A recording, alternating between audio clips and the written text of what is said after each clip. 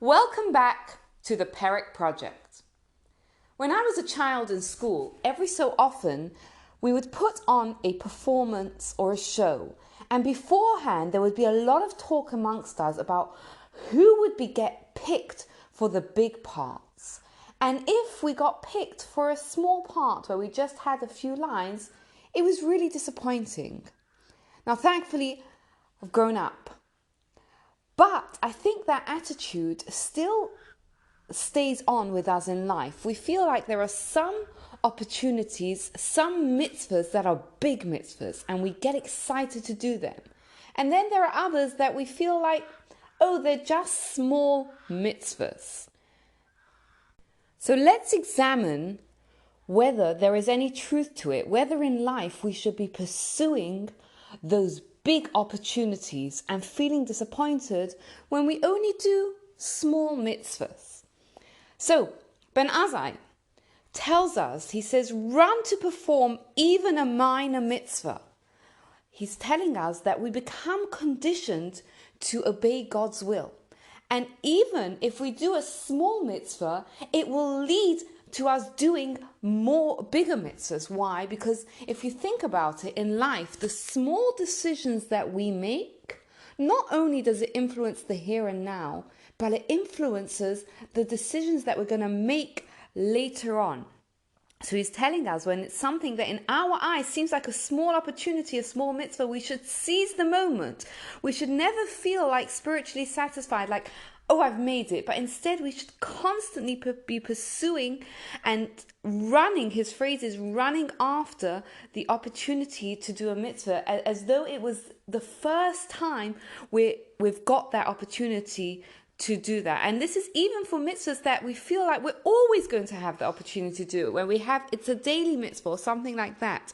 Because the reality is, we never know. If we don't seize an opportunity right now, it may sour. It may no longer be available. So his advice to us is, even if it's a small mitzvah, run after it, because that is going to lead on to more and more opportunities for mitzvahs.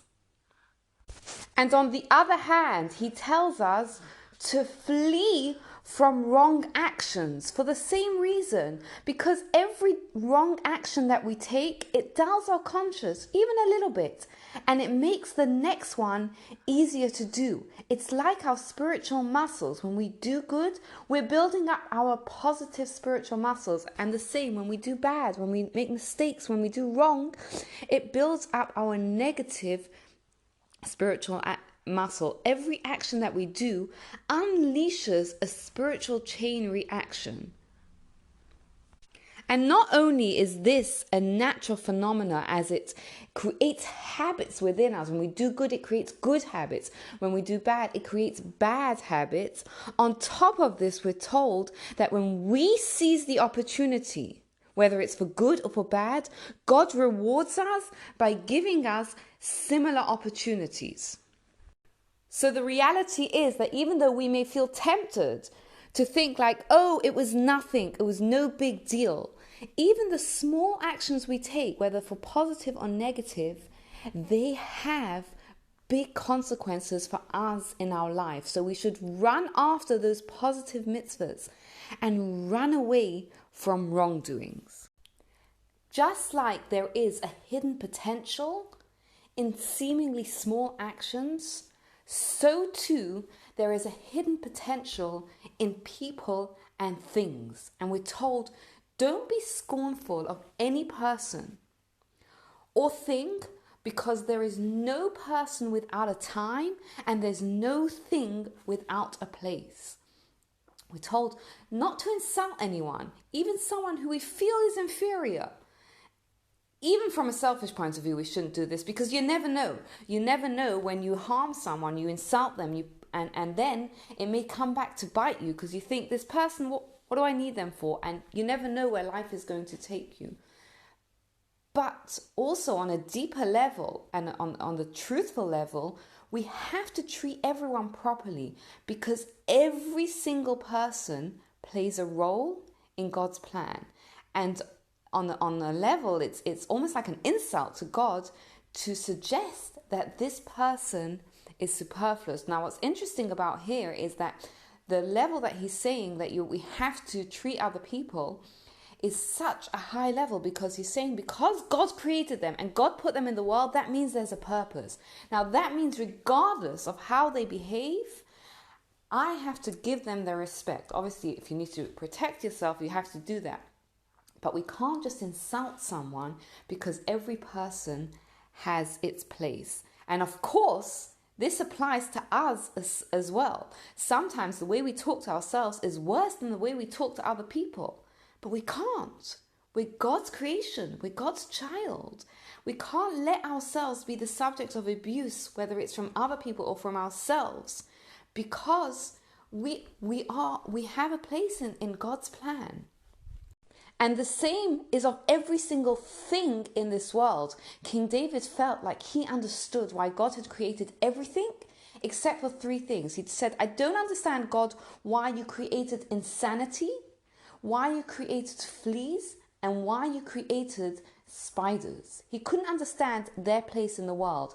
And what happened was, when he was fleeing for his life from King Saul, 3 incidents happened where he understood why God had created these 3 things. Once, he had to pretend to be insane himself in order to save his life.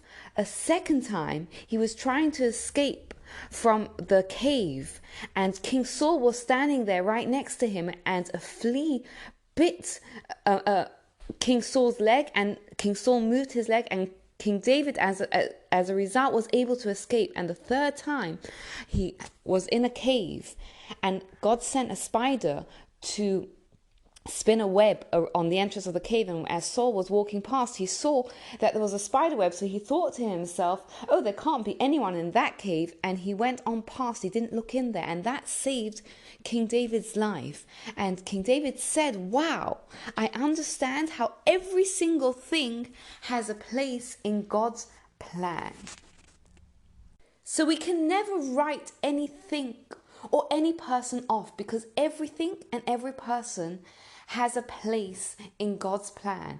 And even if they've messed up, but as it tells us, every person has their hour, which is a reference to say that everyone has an opportunity, as long as they are still alive, to grab onto life and totally change their life and become that person that they were supposed to, and play their unique role in God's plan.